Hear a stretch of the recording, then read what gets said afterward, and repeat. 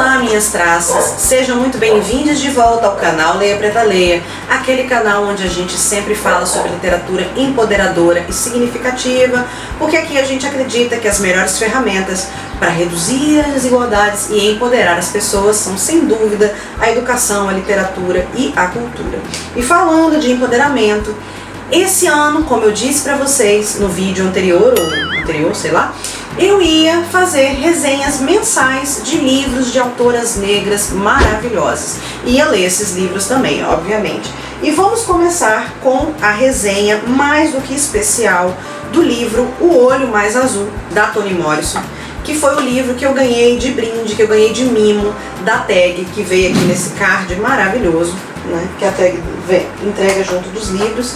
Esse livro, que foi publicado pela primeira vez em 1970 nos Estados Unidos e que foi trazido para o Brasil novamente em 2019 pela TAG, em conjunto com a Companhia das Letras. A TAG fez essa edição especial para enviar na caixinha de 2019, que foi uma TAG curadoria, que foi indicado por ninguém menos que Djamila Ribeiro. E aí eu ganhei esse hino de livro, que eu não tenho outra forma de descrever, que fala muito sobre autoimagem, aceitação e como você vai encontrar o seu caminho ou achar a sua identidade num mundo que não é feito para você. E de quem que Toni Morrison está falando?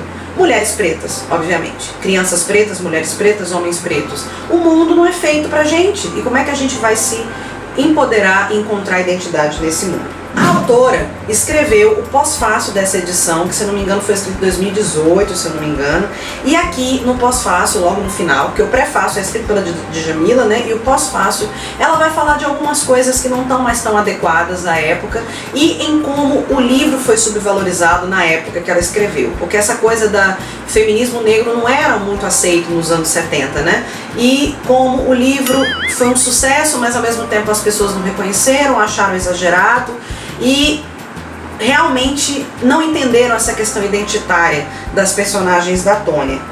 Então, é sobre esse livro que a gente vai falar na nossa resenha de hoje, que é o primeiro para ler Mulheres Negras de 2021. Acompanhe esse vídeo, aproveite e já deixa o seu joinha para mostrar que você ama o meu trabalho e se inscreva no canal caso não tenha sido inscrito, caso você não tenha se inscrito. E também, gente, toque ali no sininho de notificações, porque aí vocês vão receber avisos de quando vídeos novos meus vão aparecer, sempre ou quase sempre às segundas-feiras. Então vamos ao vídeo.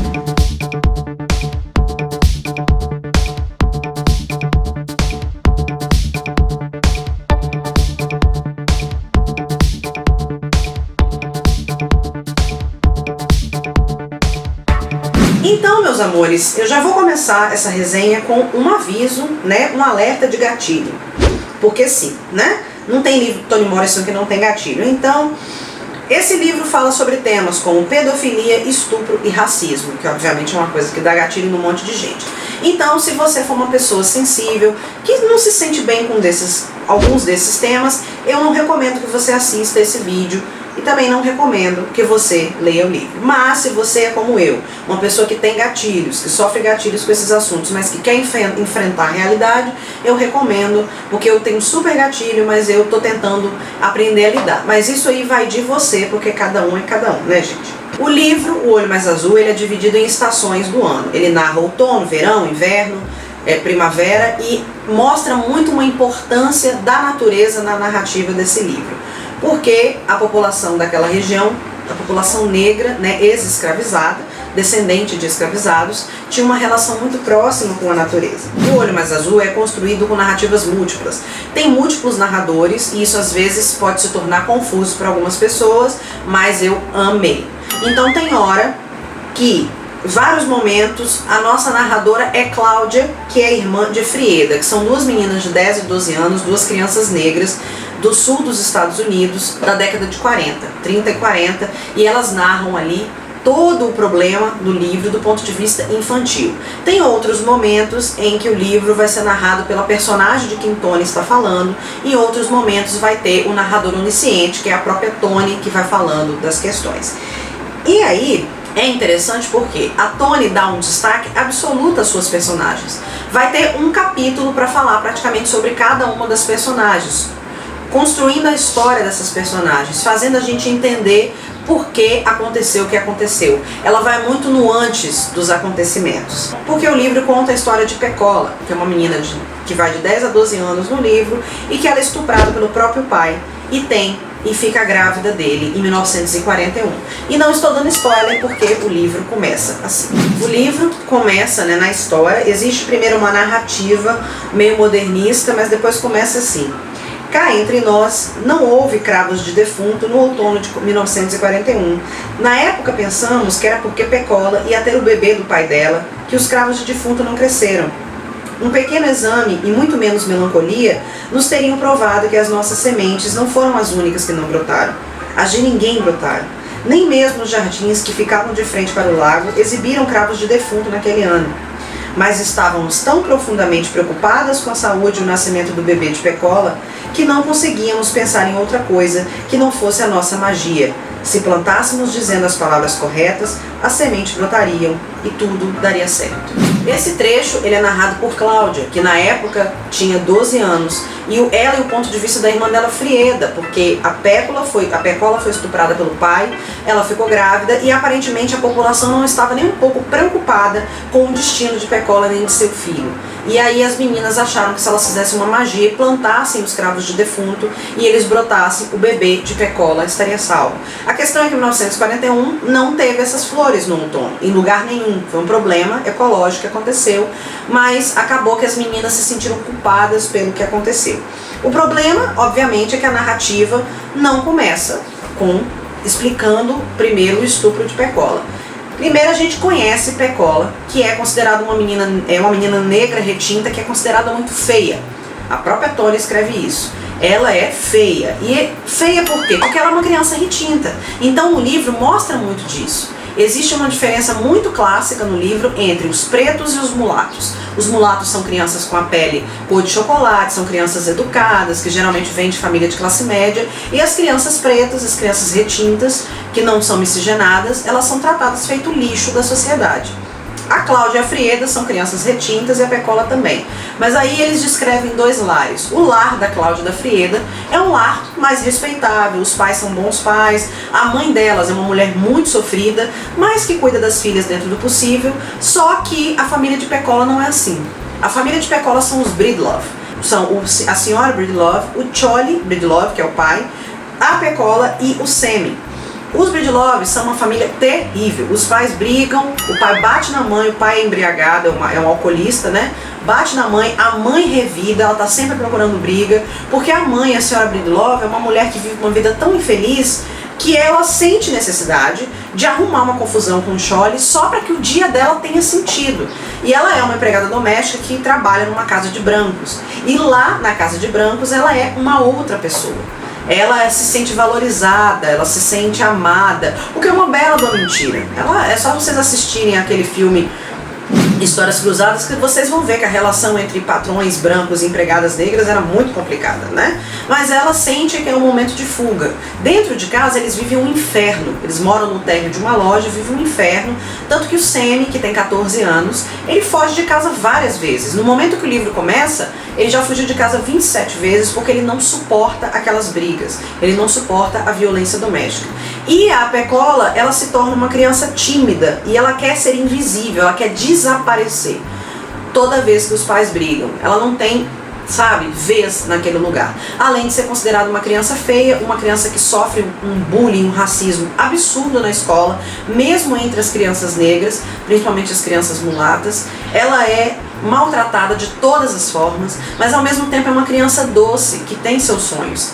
E o livro começa no momento em que o Charlie, enlouquecido, põe fogo na casa deles. E aí a Pecola precisa passar um tempo morando com as meninas Cláudia e Frieda na casa deles. E ali acontecem momentos de doçura. É um momento em que a Pecola pode ter suas amigas, ter alguém para defendê-la. As meninas gostam muito da Pecola. E parece as únicas pessoas no livro que enxergam a Pecola do jeito que ela é. Uma criança doce, uma criança que precisa de amor, uma criança inventiva. E é interessante como o livro se chama O Olho Mais Azul, por quê? Porque a Pecola tem um sonho, assim, irrefreável de ter olhos azuis. Ela e a Frieda são apaixonadas pela Shirley Temple, que era uma child star, uma criança artista, lourinha do olho azul, naquela época de Hollywood. E aquele modelo da Shirley Temple era considerada beleza. Tanto que as meninas negras recebem bonecas brancas de Natal, quando elas recebem. Bonequinhas brancas de olho azul, que você sacode e elas falam mamã, mamã. E é interessante porque a Cláudia odeia essas bonecas. A Cláudia é uma criança que ela tem uma visão ampla da situação, porque ela não se identifica naquela boneca. Ela não entende por que ela tem que gostar daquelas bonecas loiras. Por que a Shirley Temple é tão adorada? Por que a Pecola e a irmã dela são tão apaixonadas por aquela criança loira? Sendo que a criança não é igual a elas. Por que a Cláudia não pode ganhar uma boneca? E a mãe da Cláudia fica com muita raiva, porque a Cláudia destrói as bonecas. Simplesmente porque ela não enxerga. Não é que ela não enxerga beleza na bonequinha loira, mas é porque não é uma marca identitária. Por outro lado, a Pecola, ela tem um sonho absoluto de ser branca e ter olhos azuis, já que ela é considerada uma criança horrorosa, uma criança feia e imunda, simplesmente porque ela é uma negra retinta. Inclusive, tem momentos no livro em que existe essa diferenciação entre negros e mulatos, e eu vou ler agora para vocês. Isso aqui a gente está falando sobre uma família em que o menino, o filho, ia na escola das meninas, e ele era um menino mulato. A mãe não gostava que ele brincasse com pretinhos. Isso é uma criança mulata, tá? Uma criança, ela chama de mulato aqui, mas é uma criança mestiça. Ela lhe havia explicado a diferença entre mulatos e pretos. Era fácil identificá-los. Os mulatos eram limpos e silenciosos. Os pretos eram sujos e barulhentos. Ele pertencia ao primeiro grupo. Usava camisas brancas e calças azuis. Cortava o cabelo mais rente possível para evitar qualquer sugestão da carapinha, que a gente chama de cabelo pichain, e a risca era desenhada pelo barbeiro. No inverno, a mãe passava loção gergens no rosto dele para que a pele não ficasse cinzenta. Embora fosse clara, a pele podia ficar cinzenta. A linha entre mulato e preto nem sempre era nítida. Sinais sutis e reveladores ameaçavam erodi-la e era preciso estar constantemente atento. Isso aqui que eu acabei de ler, meus amores, é a explicação do que Alice Walker chama de colorismo.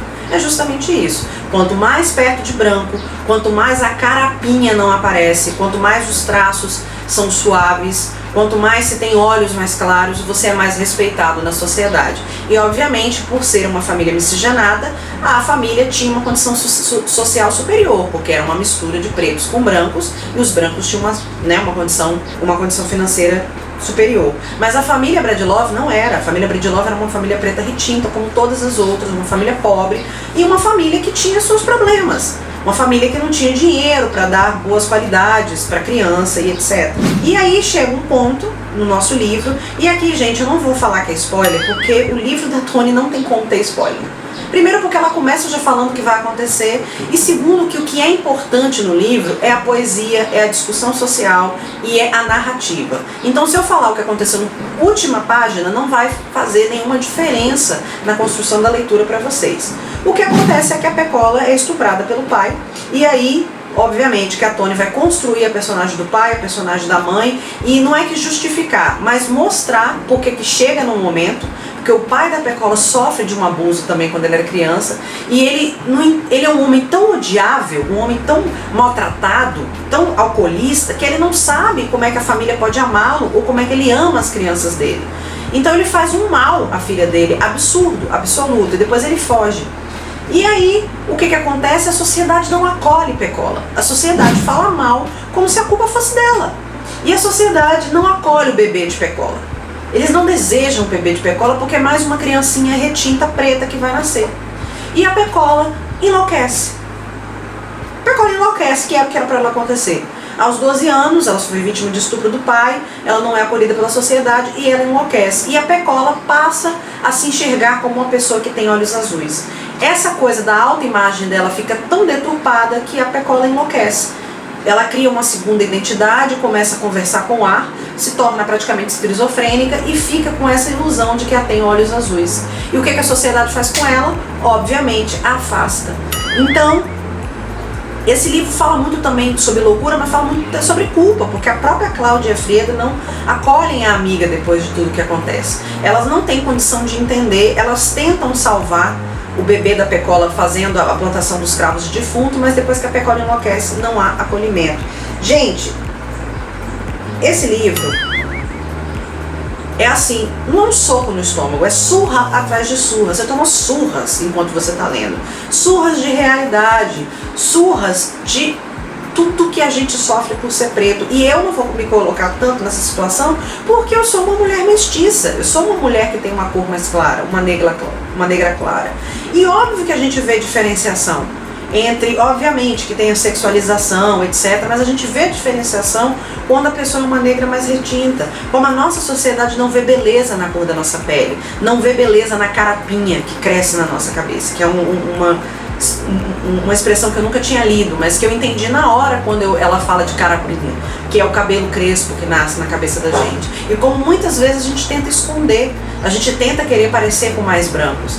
E eu tenho certeza que muitas meninas negras que estão me assistindo aí, ou meninos negros, em algum momento na vida quiseram ser pretos. Às vezes as pessoas nem lembram, quiseram ser brancos. Mas eu me lembro bem assim, quando eu era mais nova, que em alguns momentos eu tinha umas ilusões de que eu tinha traços brancos, ou de que eu queria ter passado os brancos, enfim. Ou como se dizia na família, que a gente tinha que casar com um homem branco para limpar o sangue. Gente, isso é tão cruel, tão brutal.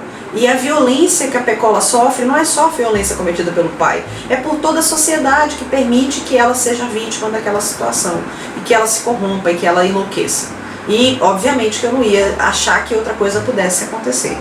E o olho mais azul é justamente isso, essa ilusão de que se ela tiver olhos azuis, se ela tiver cabelos loiros cacheados, ela vai ser aceita, ela vai ser amada, como a Shirley Temple aparentemente era, também não sabemos se é, né?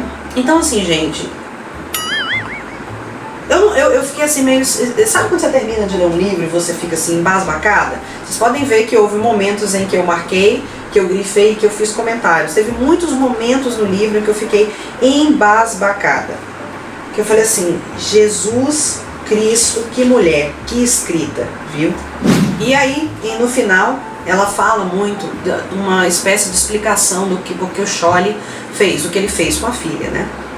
Alguns de nós a amaram, tá falando de Pecola, é verdade. Linha Maginot é uma das prostitutas do livro. E Scholle amou-a, tenho certeza.